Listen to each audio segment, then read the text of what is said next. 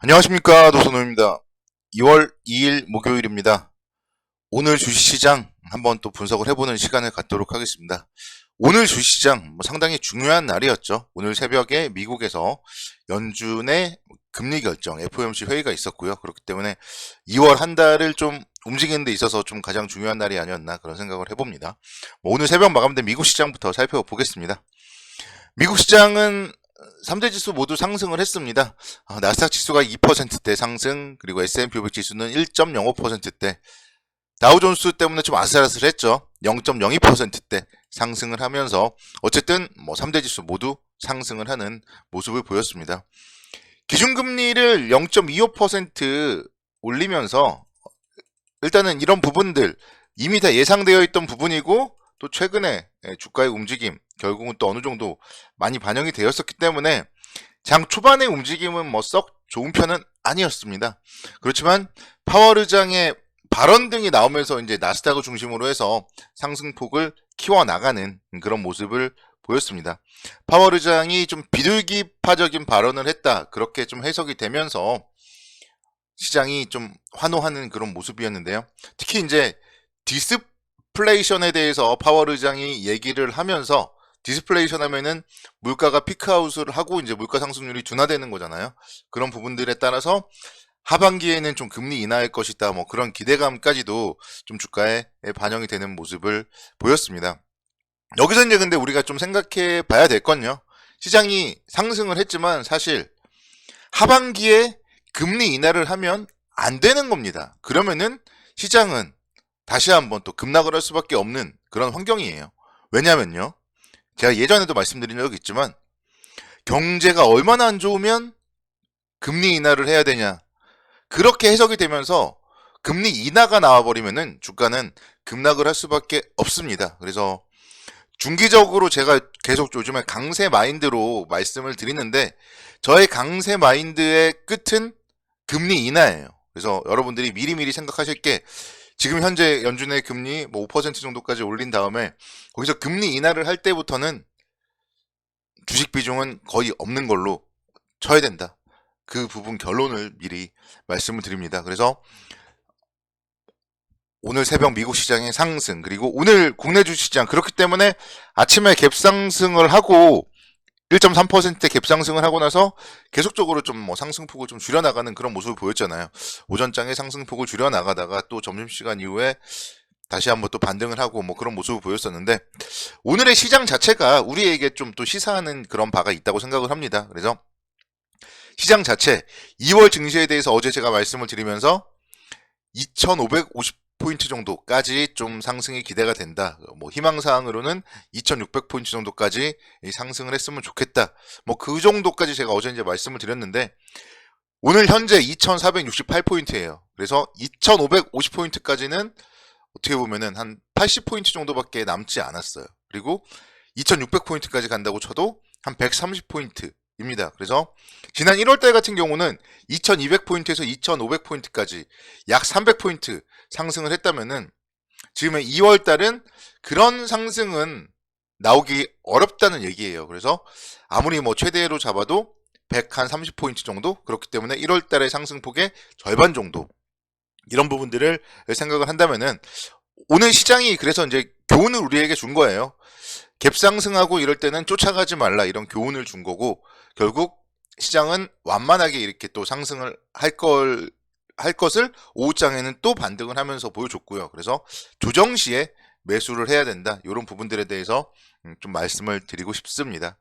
오늘은 환율을 또 얘기를 안 할 수가 없죠. 원달러 환율이 11원 하락을 하면서 1220원까지 하락을 하는 그런 모습을 보였습니다. 그래서 FOMC 회의 결과에 대해서 안도감이 형성된 가운데서 위험자산에 대한 선호 심리가 강화되면서 원달러 환율이 급락세를 보였다는 점이 시장에 호재로서 작용을 했고, 수급적으로 외국인들이 1월 31일 날 좀 매도한 거 좀 아쉬운데요. 어제 그리고 오늘 또 5,500원대 외국인들이 순매수를 보였다, 이런 점에서 역시 외국인들의 수급 상당히 좀 긍정적이다, 이렇게 말씀을 드릴 수가 있겠습니다. 전반적으로 어쨌든 좀 지금 시장에 대해서는 긍정적으로 바라보되 차분하게 바라보자, 이렇게 정리를 해볼 수가 있을 것 같아요. 특히 이제 앞서서 언급드렸듯이 2월 FOMC 회의를 통해서 금융시장이 환호를 했지만 금리 인하를 기대한다는 부분은 절대 주식시장의 호재가 아니다. 이 부분에 대해서는 여러분들이 정말 머릿속에 확 새겨 두셔야 되고요. 이제 이번 주말에 미국의 또 고용지표 발표가 있고 ISM 서비스업 지수 발표가 있습니다. 관련된 그런 경제지표들이 계속적으로 이제 증시의 향방에 영향을 미칠 걸로 보이는데요. 특히 이제 미국 경제의 버팀목이 고용 상황이죠. 그래서 고용 상황이 어떻게 되는지 상당히 중요하고 또 서비스업 우리나라도 지금 뭐 코로나 이제 거의 뭐 마무리 국면이고 하다 보니까 여러분들도 많이 이제 밖에 돌아다니잖아요. 그런 가운데서 그렇기 때문에 서비스업이 경기를 읽을 수 있는 그런 지표 중에 하나예요. 그래서 관련된 지표들에 대해서 좀 뭐 살펴봐야 될 것이고 그쪽에서 만약에 뭐 고용 상황이 악화된다거나 이런 부분들이 또 나온다면은 뭐 증시는 어떻게 될지 모른다는 거예요. 그래서 관련된 시장에 대해서 긍정적인 관점으로 접근은 하되 경제 지표들은 좀 살펴봐야 되는 것이고 또 어차피 급등할 건 아니기 때문에 이전에도 말씀드렸던 게 2500선대 이상에서는 조금이라도 비중을 줄이자고 했잖아요. 그래서 그런 뷰는 계속적으로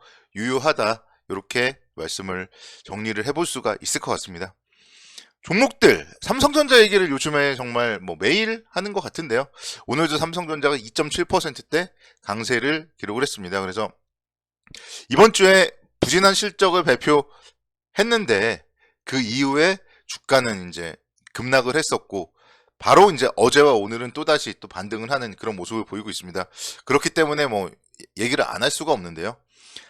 올해 하반기에 반도체 업황은 회복세에 접어들 것이다. 그런 전망이 지금 뭐 시장에 계속적으로 나오고 있고 특히 이제 미국 쪽에서도 필라델피아 반도체 지수가 나스닥 상승폭에 비해서 훨씬 더 많이 상승을 했습니다. 그래서 필라델피아 반도체 지수가 5%대 강세를 보였어요, 어제는. 그래서 이런 부분들 뭐 감안을 해본다면 반도체에 대해서는 투자의 끈을 계속적으로 뭐 놓으면 안 된다. 그런 얘기들 다시 한번 말씀을 드립니다.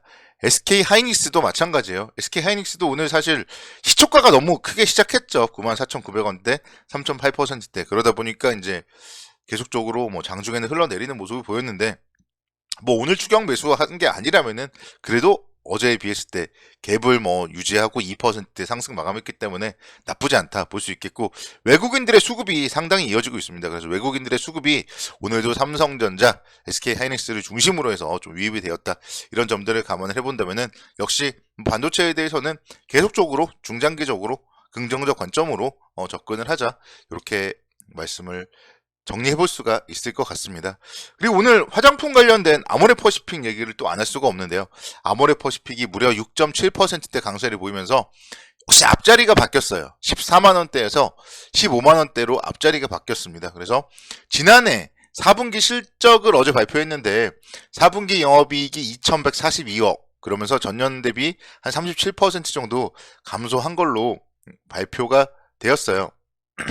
그렇지만 시장의 좀 뭐 추정치나 이런 컨센서스에는 부합하는 모습을 기록을 했습니다. 그래서 다들 마스크 벗는 거를 좀 미리 준비해서 4분기에는 그래도 좀 화장품 판매나 이런 게 증가했다.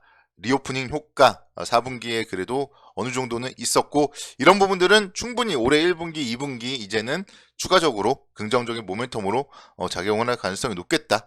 이렇게 말씀을 드릴 수가 있겠습니다. 그래서 화장품 테마에 대해서는 뭐 계속적으로 오늘 뭐 정말 많이 올랐지만 요 최근에 뭐 시세를 낸 건 아니잖아요. 그래서 14만 원대, 15만 원대 불과 어제만 하더라도 13만 8천 원까지도 하락을 했었어요. 그래서 14만 원대 초반권까지 만약에 온다면은 충분히 포트폴리오에 담아볼 가치가 있는 종목 중에 하나다. 다시 한번 또 말씀을 드리도록 하겠고, 뭐 다시 한번 또 뭐 결론을 또 말씀을 드리자면은 1월과 같은 급등은 어려운 2월이에요. 그렇기 때문에 지수보다는 종목에 여러분들이 좀 집중하는 그런 전략을 세워야 되고, 그리고 만약에 시장이 계속 이렇게 좀 긍정적으로 꿈틀꿈틀 된다면은 분명히 소외된 저평가 기업들에 대해서도 매수세가 몰릴 가능성이 높습니다. 그래서 누구나 아는 또 그런 기업들이 아니라 저평가된 기업들을 잘 발굴해내는 것도 중요하다. 이렇게 말씀드리겠습니다.